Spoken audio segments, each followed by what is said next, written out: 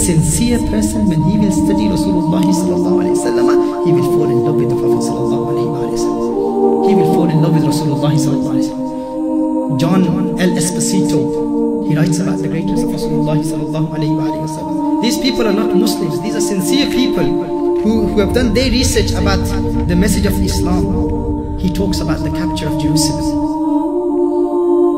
When Muslims captured Jerusalem, when the Muslims went to Jerusalem, and Sayyidina Umar Radi Allahu An took control of Jerusalem in the year 638, he says people were surprised the way Sayyidina Umar Radi Allahu An treated the Jews and the Christians there.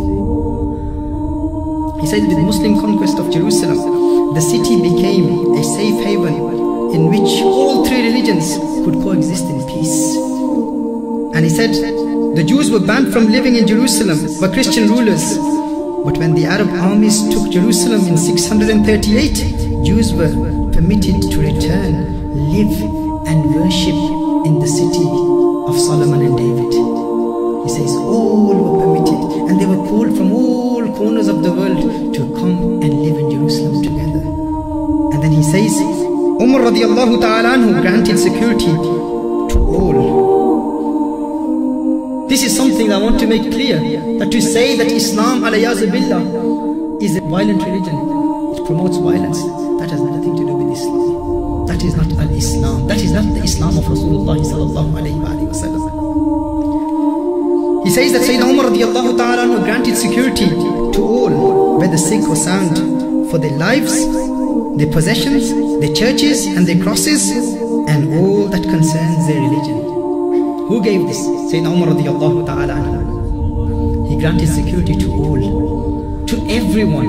And this security for their life, that is one of the higher objectives of Islam. What is that? Hifzul nafs, protection of human life.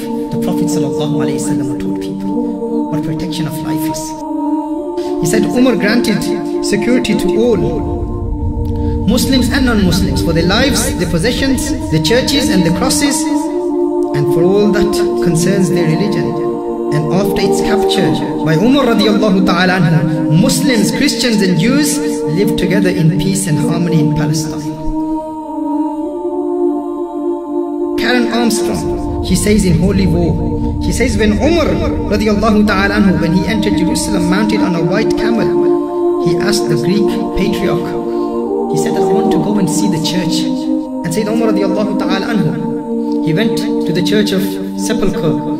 He entered the church and it was the time of the prayer. It was the time of Salah. And the person, he said to him that why don't you pray in the church? Sayyidina Umar radiallahu ta'ala said, I will not pray in this church. And the reason why he didn't pray in the church, he said, if I pray my salah in this church today, there's a great possibility in the future the Muslims will demolish this church to build a masjid on the name of Sayyidina Umar radiallahu ta'ala. And he said, my Prophet Muhammad sallallahu alayhi wa sallam does not permit me to demolish the church. I am here today, I will not be here in the future. And if the Muslims on my name, because of me, if they demolish the church, that will go against the fundamentals of Islam. Sayyidina Umar radiallahu ta'ala said. Karen Armstrong mentions this, and he says, it is amazing that Umar, he went out of the church and he prayed right opposite the church. There is a masjid built on the name of Umar radiallahu ta'ala. Exactly where he prayed. This is the wisdom of Sayyidina Umar radiallahu ta'ala. And she said that the world witnessed this beautiful spectacle. She says that for years the Christians had used the Jewish temple as the city rubbish dump. All the filth was placed in the Jewish temple because they had banned the Jews from entering in Jerusalem. She said the Caliph Umar helped the Muslims to clear the garbage with his own hands. This is Sayyidina Umar radiallahu ta'ala. This is not like a Prime Minister of Pakistan or England. These are small places. He was a Khalifa of the entire Muslim world, helping the Muslims, cleaning a Jewish temple.